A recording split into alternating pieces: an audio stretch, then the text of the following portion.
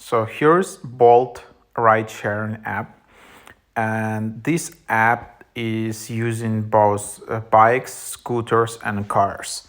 So here I will just share my experience how I use this Bolt bike riding app in Copenhagen in Denmark.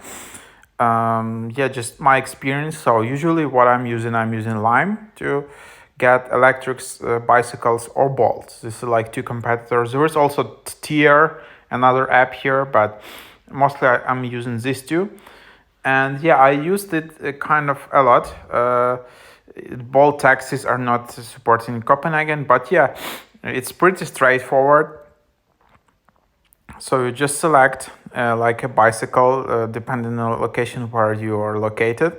So you can see which bicycles are around you. Then you can see how like how many minutes you need to go to that bike. Can be 6 minutes, can be whatever 4 minutes, can be 2 minutes if there are some bikes in your area. And then it's just important to know like you need to see the battery charge percentage. Like here you see 94% or here you see 40%. So yeah, I wouldn't maybe take that, and probably I wouldn't take this one. It's like 30% left, and then you see 18-kilometer range left. So yeah, these are like if you use an electric bicycle, that's basically you can expect to ride at maximum 18 kilometers. But in my experience, I wouldn't recommend you to get these bicycles, even if it says 18 kilometers, because in reality, sometimes they're quite glitchy. And you can end up not only not riding like 18 kilometers, it can just basically stop in the middle of your ride, especially if you have like 20% of the charge or less left. Then you can just keep riding and then it can just stop. This is an issue with Lime bicycles. I was just riding recently on a bicycle. It had like 30% range left, and then out of nowhere it just stopped riding. So what happens in these electric bicycles then? You can just still continue to bike in them, but then there will be no electric power, and then you still will be charged as an electric bicycle. So yeah, that's basically it.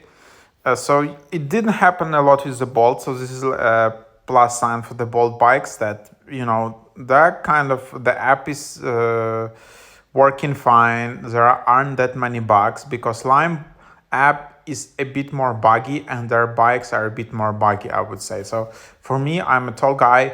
Like Lime bikes are a bit more comfortable to ride and they're a bit more faster.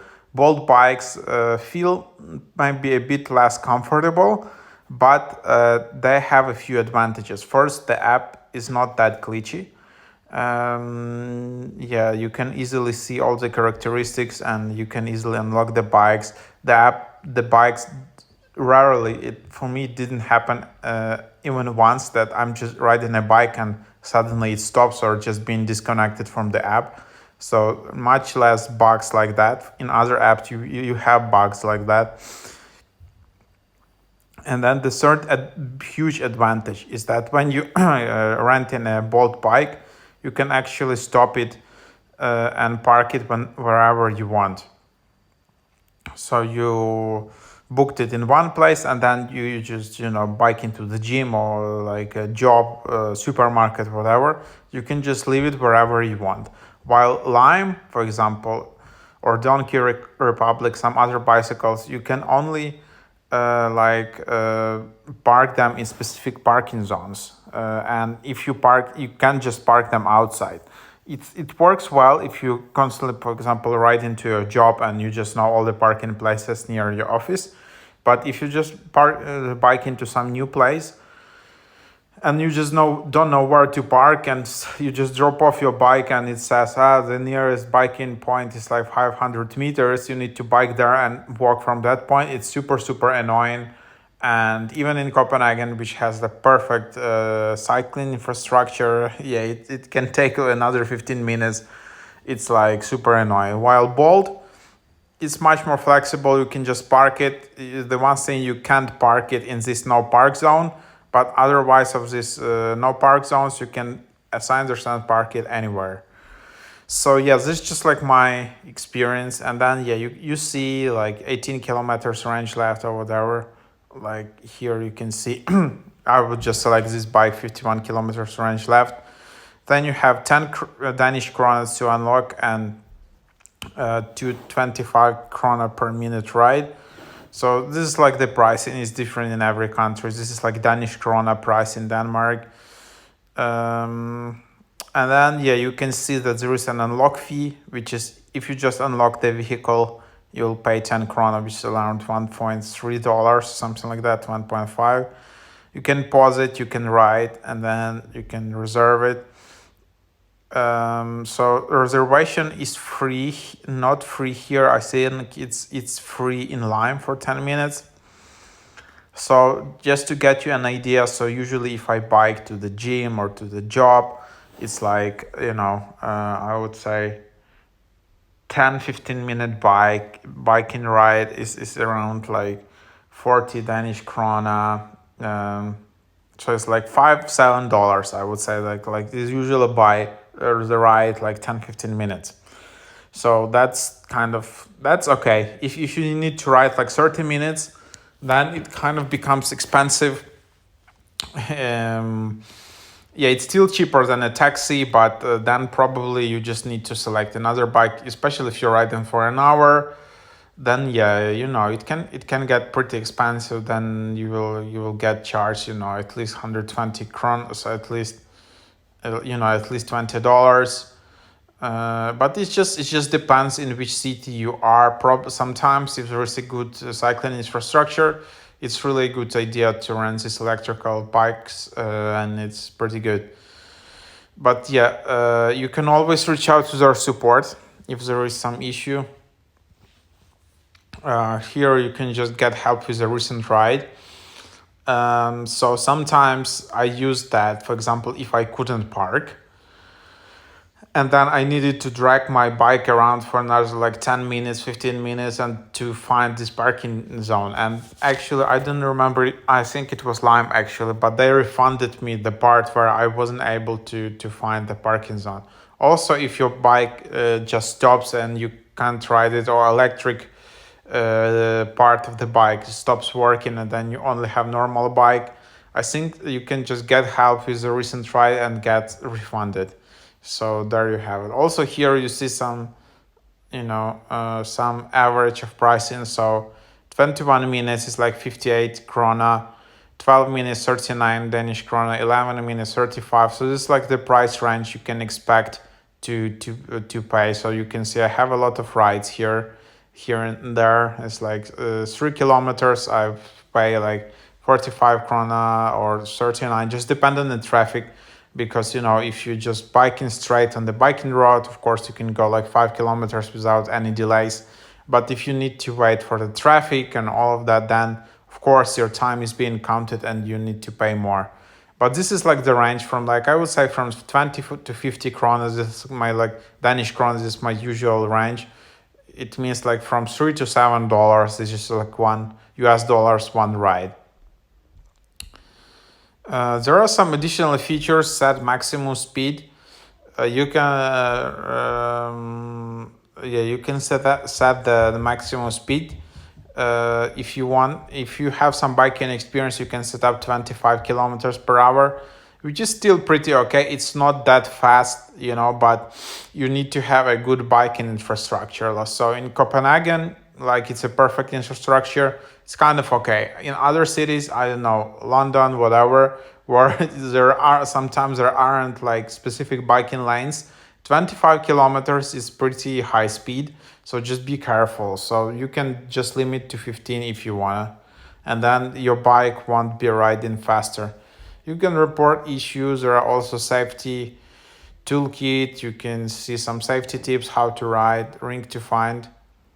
And then this is an interesting feature. So if you see the bike on the map, it's located there, but you can't find it on the street. Sometimes it can be hidden behind some building or some tree or whatever. You can also just tap ring to find. So it's pretty helpful feature. And then you can just learn how to use it.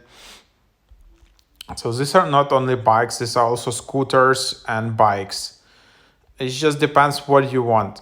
In my experience, if you just want to have a quick ride in the city, like crowded city, just going from one point to another. Sometimes scooter is better because yeah, like bike is much less kind of maneuver. If you need to to ride 1 kilometer, maybe scooter is the better option. If you need to ride like 3-5 kilometers, the bike is the better option because you will just take too much time with the scooter. And then yeah, when you just go into the bike, you can just tap scan button, and then you need, of course, give access to your camera. You can just scan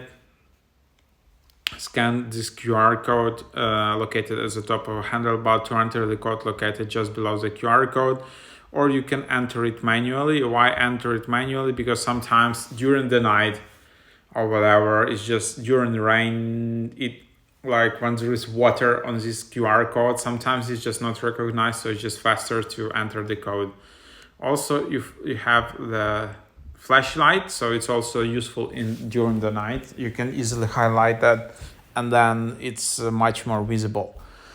So yeah, and then yeah, the Bolt bikes feel pretty okay. As I said, for me, it feels more comfortable on the Lime bikes, but Bolt rides, yeah, it feels kind of a bit like a scooter. They feel like a bit more slower, but it's a good start, and they have, like when you go through some obstacle or line, like I don't know how it's called, line policeman obstacle, then you feel a bit more like shaking compared to Lime bikes, where they have a bit more comfortable and you are not shake that much. So also in Bolt bikes, the wheels are a bit more harder, so it's that's about that.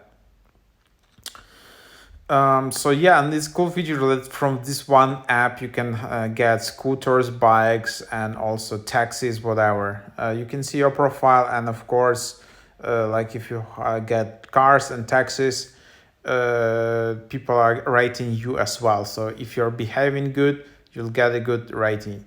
You also can have some promotions. You can get some free rides. So here, refer friends and get 50% of your next trip. So feel free to share this code. Yeah, you can get this code, and then yeah, feel free to use it in your app. And then I will get 50% of my next trip, and you probably will get also some discount. You can enter this promo code here, and then yeah, feel free to enter that promo code there. Then there is e-bike pass.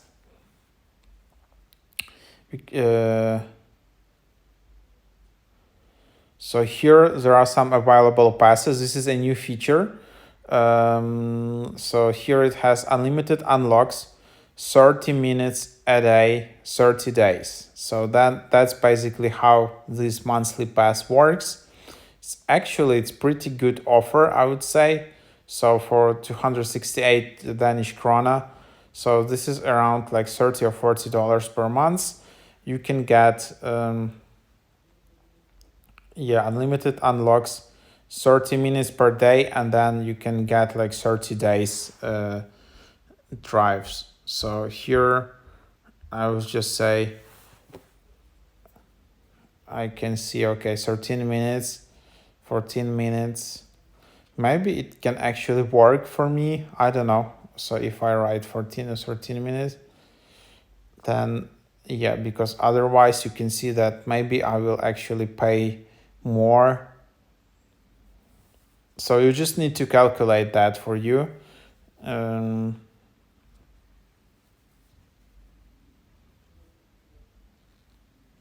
Or maybe not. So it just depends.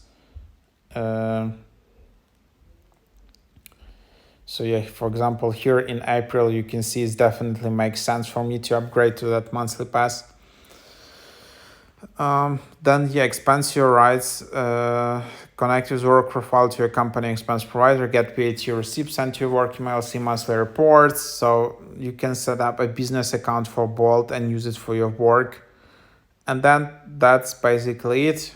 Here you have some careers, legal, Facebook, rate the app.